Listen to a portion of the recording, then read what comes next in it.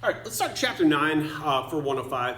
Chapter 9 deals with the special senses. So when we look at senses, this is showing all the senses that we have. Now, if you've heard we have 5 senses, well, you're just hearing about like the main ones. Most of those are what we call our special senses. So smell, taste, sight, hearing, and over here we have touch. And those are the 5 senses that most of the time we think about. But we have a lot more senses than those 5. You can see a sense of balance, pressure and pain that we feel internally is different from pressure and pain that we feel externally. So on our body, temperature, you can see here. Proprioception is knowing where your body parts are. So, I can close my eyes and I can move my fingers here, and I know I'm moving my fingers due to proprioception. I know where those body parts are, okay?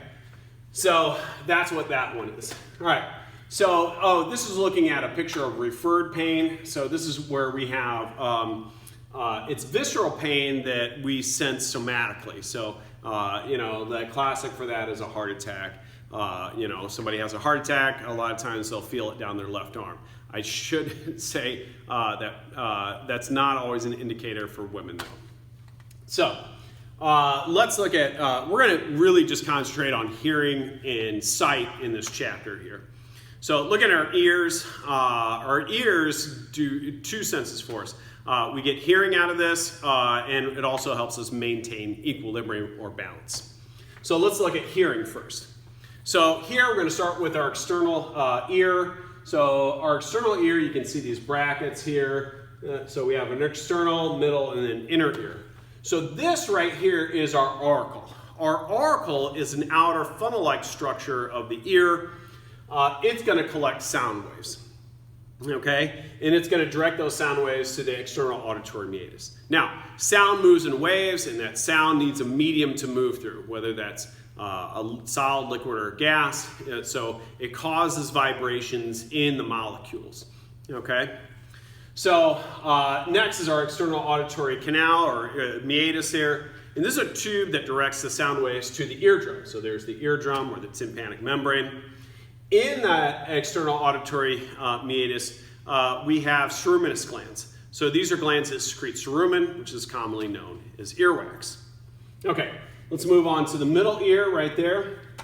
So our middle ear has a little cavity there called the tympanic cavity. So this is an air-filled space in the temporal bone. And it allows, by having a space behind our eardrum, our tympanic membrane, it allows that eardrum to vibrate, all right? So next is our eardrum right there, or tympanic membrane. And this is a membrane that vibrates when sound waves hit it. So it is made of skin on its outer layer, it's mucous membranes on its inner layer. It is slightly cone-shaped and it's directed inward there. Now it attaches to the malleus. Now the malleus is our first auditory ossicle or ear bone. All right. So the auditory ossicles, what you see next, so we have these 3 bones right there. We have the malleus, the incus, and the stapes. These 3 bones, our auditory ossicles or ear bones, these are our smallest bones in the human body. They would fit comfortably on a dime. So a dime would be about this big. So those 3 bones would fit easily on a dime.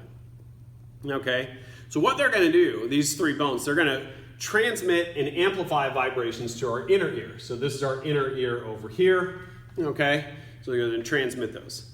So the first, our malleus attaches to the ear bone, our incus is the middle one, and then our stapes attaches to the inner ear at what is known as the oval window.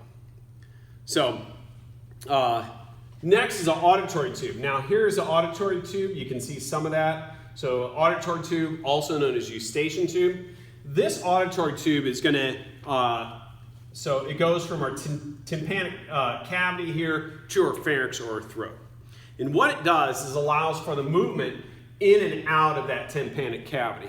And so by allowing air in and out of that tympanic cavity, it's going to equal air pressures on either side of the eardrum. Okay, so this is important here. So if you go up in elevation, what happens there, you might notice that you might have to pop your ears. Well, all the air that's around us exerts a pressure upon us. that pressure is equivalent to 14.7 pounds per square inch. Okay?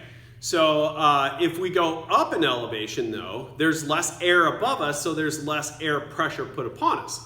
So if we go up in elevation, the air that's in our tympanic cavity will still be at 14.7 pounds per square inch, where the air out here will not be at 14.7, it will be less than that. And so because we have differences in air pressure here, the air in here will push more against that eardrum than this air out here, and it'll prevent that eardrum from vibrating readily, all right? And you might notice if you go up in a high building or up in a plane, you might notice that, you know, sounds start to become muffled until you, quote unquote, pop your ears.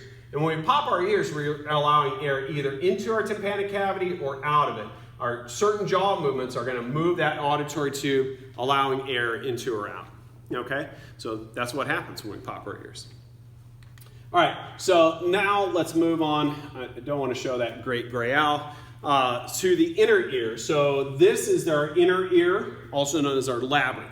All right, so let's look at the structure of our labyrinth. So there's a big blow up of it. So here, when we look inside of the labyrinth, what we see here is we have a bony shell essentially around the entire labyrinth. And this is known as the osseous labyrinth. So there's a bony canal of the labyrinth. Inside of that, so right here in this particular picture, like in that pink area there, is what is known as the membranous labyrinth. And so this is a tube that lies within the osseous labyrinth. And then we have fluid in here. So we have fluid in here, and the fluid in those two areas is known as perilymph. So this is fluid between the osseous and membranous labyrinths. Okay, so there's a membranous labyrinth, there's a bony labyrinth, we have perilymph. So we also have endolymph right in there. And endolymph is fluid within the membranous labyrinth. Okay, so let's look at the cochlea. So this is the cochlea right there. So this is a portion of the inner ear that senses hearing, all right? And it contains 3 chambers, and these are the 3 chambers. So I don't think that's any bigger picture, and somehow this just like to mess with me. Anyway, so we have 1, 2, 3 chambers there, all right? So the upper chamber there is called the scala vestibuli, all right? The lower chamber here is the scala tympani, and the chamber in between those two is called the cochlear duct. Both the scala vestibuli and the scala tympani contain perilymph. The cochlear duct contains endolymph. Now the membrane that is right here, so if I go back, so that membrane right there between the scala vestibuli and the cochlear duct is known as the vestibular membrane. This membrane right here between the scala tympani and the cochlear duct is known as the basilar membrane. All right? So if I go to this next picture here, so this is showing a blow up of that cochlear duct, right? So there's the vestibular membrane. So right up here is the scala vestibuli. Here is the basilar membrane. Down here is the scala tympani. All right? So within the cochlear duct is this organ right here. And this is called the organ of Corti. It's also known as the spiral organ, or you can put it all together, the spiral organ of Corti. Okay? So this is an organ that contains the receptor cells for hearing. So the receptor cells are these cells here, which are commonly called hair cells. So, and that's because they have these small little hairs that project above them.